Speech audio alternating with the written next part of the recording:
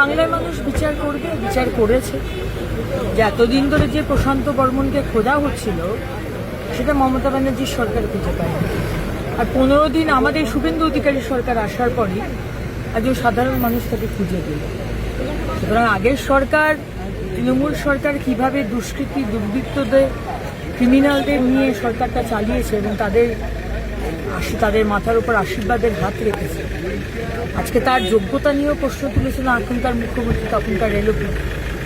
সুতরাং এসব মানে কি বলবো, ক্যালাস ইনকেপেবল অপদার্থ লোকদের টাকা তোলার জন্য লাগানো ছিল।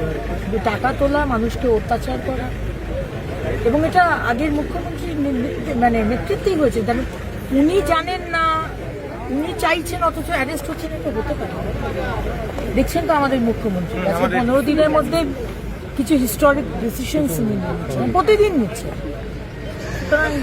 সাধারণ মানুষ কোথাও এই সাহসটা পেয়েছে যে একজন অভিযুক্তকে তারাও চাইলে রাস্তায় ধরে দিতে পারেন, এই ধরনের একজন ভিডিও একদম ভয়ে আউট ভরসাহীন, যেটা মাননীয় প্রধানমন্ত্রী বলেছেন, সেটাই আজকে গ্রাউন্ড লেভেলে মানুষ পৌঁছে গেছে। সেখানে ফলতায় আমরা এরকম রেজাল্ট দেখতে পাচ্ছি, আর প্রশান্ত বর্মনকে একজন সাধারণ মানুষ, এটাই দরকার ছিল।